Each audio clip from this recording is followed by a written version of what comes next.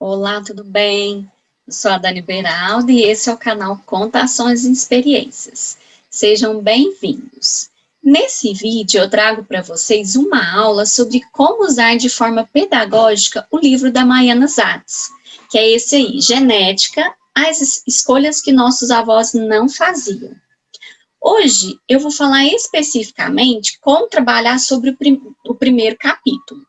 Se você quiser saber um pouquinho mais sobre o livro, você veja o meu outro vídeo em que eu apresentei os aspectos gerais dele. Vou deixar o link aqui na descrição. Bom, esse primeiro capítulo, ele se chama Paternidade ou o Direito de Não Saber. Ele irá tratar sobre testes de paternidade, especificamente falsas paternidades, e vai trazer histórias relacionadas a esse assunto. Aqui, a autora, ela compartilha algumas histórias, todas de pessoas reais, mas que, claro, tiveram suas identidades preservadas, né, com a alteração dos nomes. Eu vou contar um pouco sobre 3 das histórias que são apresentadas no capítulo. E aí, depois, eu vou explorar como que a gente pode usar aí essas histórias. Vamos lá?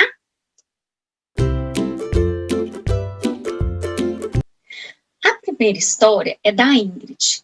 Ela morava na Holanda. Ela era muito apegada ao seu pai, que era hemofílico, e sofria quando via o pai passando por situações provocadas pela doença.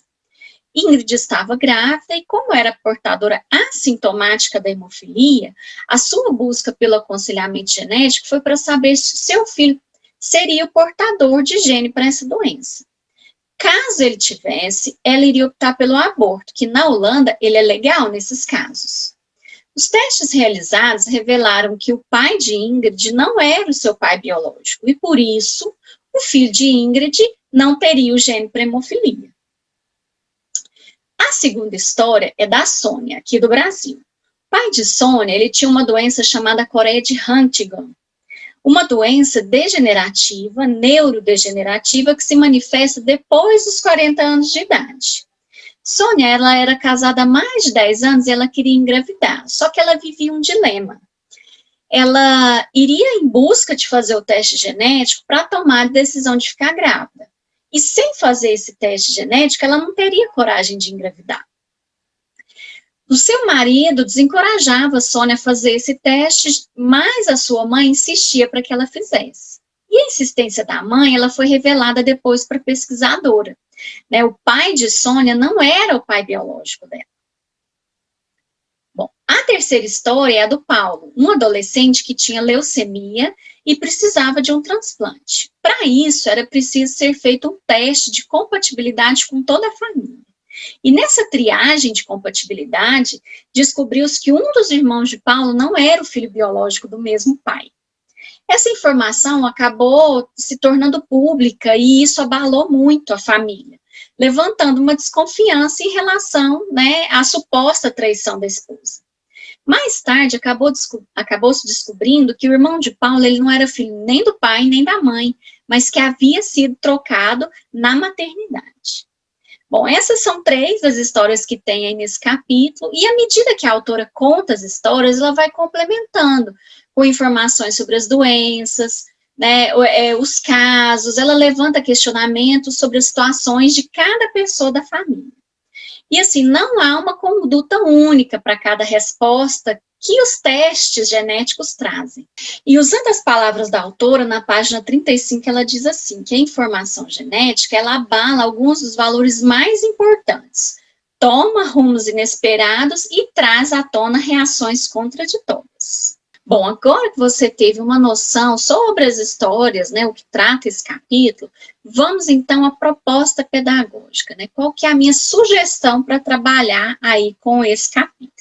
Essa proposta pode ser trabalhada tanto no ensino fundamental 2, onde o conteúdo de genética está sendo trabalhado no 9º ano, com as mudanças da BNCC, como também no 3º ano do ensino médio, onde os conceitos de genética eles, né, são mais aprofundados. Aqui na minha proposta, eu vou explorar algumas possibilidades e eu deixo para você decidir a melhor forma de aproveitar com a sua turma de acordo com a sua realidade, combinado? Bom, minha sugestão é que você prepare aí as cópias das histórias e divida sua turma aí em grupos, né?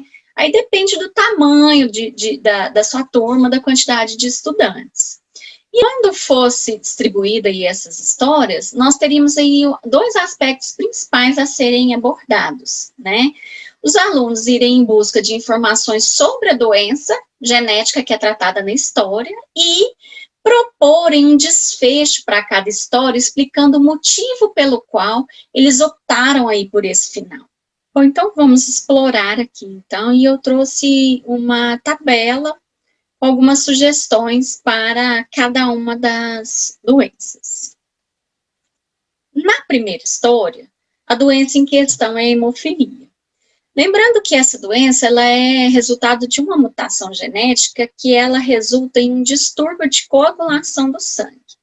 É uma doença que a gente chama, né, de herança ligada ao sexo, aonde a mutação ela acontece nos cromossomos sexuais. Então, assim, as questões que podem ser lançadas para a pesquisa da doença podem ser algo semelhante ao que eu trouxe aqui.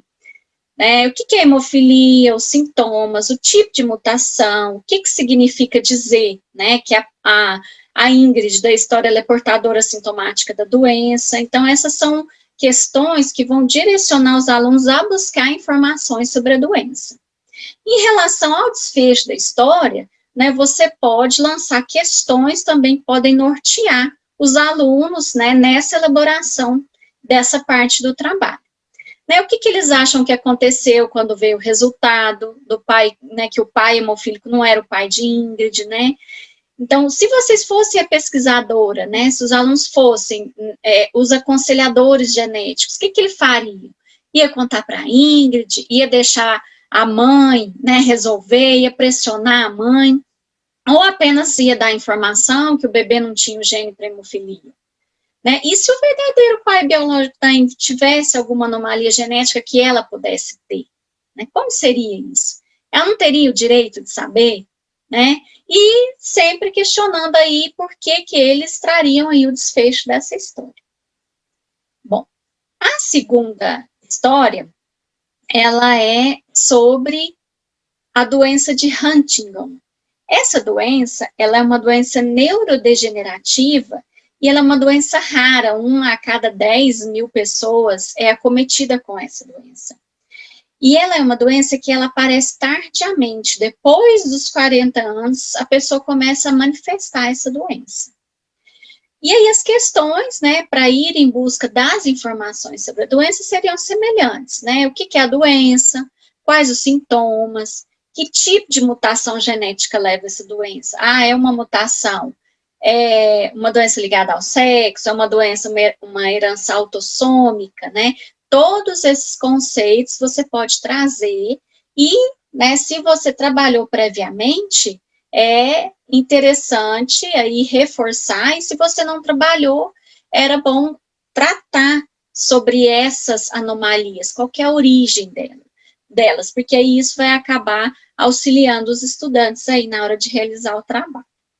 Em relação às questões, para pensar no desfecho da história, né, nós teríamos aí, o que os alunos acham que aconteceu? Será que a Sônia fez o teste, né, porque ela ficava naquele dilema, será que não? Será que a mãe dela contou, né, sobre a verdade em relação ao pai? Né? E os alunos, se eles fossem, né, os responsáveis pelo aconselhamento genético, o que eles fariam? Né? Considerando que a doença, ela se manifesta depois dos 40 anos, né, vocês, né, iriam encorajar ou desencorajar a Sônia a fazer o teste? O que eles deram esse desfecho da história? Então, são aí as questões que vão nortear, né, a realização e elaboração do trabalho por parte dos alunos. Bom, e na terceira história, a doença em questão é a leucemia, né, que é o chamado câncer no sangue. Ela é uma doença que tem 2 tipos principais, a linfóide ou a mieloide. E aí também tem variações em subtipos, ainda com classificação em aguda ou crônica. Né? Aí, aqui as questões a serem lançadas seriam assim, o que é a leucemia, quais os tipos, que tipo de sintoma, que mutação genética leva a desenvolver, né, ou quais tipos de pessoas podem desenvolver, é só adulto, é só criança, né? Então, seria interessante isso daí também. Em relação às questões a serem lançadas sobre o desfecho da história, seriam semelhantes ao que a gente vem trazendo aqui, propondo. O que você acha que aconteceu com a família? Será que os pais se separaram? Né? Como que essa família ficou? Né? Será que ela ficou abalada? Será que o Paulo conseguiu ser transplantado, ele se curou? E o irmão que foi trocado na maternidade, como que ele ficou, né? Como que ficou a situação dele? Será que a família foi em busca do verdadeiro filho biológico? E se esse filho biológico também tivesse algum problema genético, uma doença grave, será que ele não precisaria dessa família biológica? Né? E o menino, né, o irmão que foi trocado na maternidade, né, como que seria isso? Tá? Será que ele, né, não precisaria também da família biológica dele?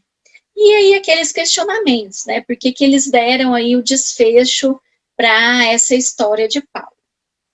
No caso aqui da leucemia, você pode também entrar no mérito do teste de compatibilidade. É uma informação mais complexa, mas talvez seria interessante você, professor, comentar um pouco sobre isso, em relação a esses testes, como eles são feitos, de que material que é feito. Tá bom? Bom, essas seriam, então, as ideias para o trabalho com esse primeiro capítulo. Eu sugiro que você, professor, leia o capítulo do livro com atenção, porque ele traz muitas informações que podem te ajudar a complementar o trabalho dos estudantes e também a te dar outras ideias aí para preparar o trabalho. Não se esqueça, né? Sempre fazer as intervenções que você achar necessárias enquanto eles apresentam o trabalho, né? Escolher aí se você vai trabalhar, citar essas doenças previamente ou se vai deixar para dar as explicações, né, que forem precisas enquanto eles estiverem apresentando o trabalho. Como eu tinha falado anteriormente, né, você pode trabalhar aí essas alterações, essas mutações genéticas, e seria já o contexto para fazer a proposta do trabalho. Incentive os estudantes, né, a fazer apresentações sobre a doença de forma visual, com um PowerPoint, né, ou algum outro tipo de recurso, que provavelmente eles dominam bastante, né. Em relação às discussões sobre o desfecho da história, com certeza vão render opiniões, divergências, e cabe a nós, né, como formadores de opinião, incentivar o respeito às escolhas das famílias, às histórias dos outros, né? E aí, você gostou dessa ideia? Você me conta aqui o que você achou, deixa sua sugestão, seu comentário, para a gente enriquecer aqui essa proposta de trabalho. Não deixe de deixar o seu like, inscreve-se no canal, dá uma passeada aí em outras coisas que a gente tem por aqui, e eu aguardo você no próximo vídeo. Um abraço e até mais!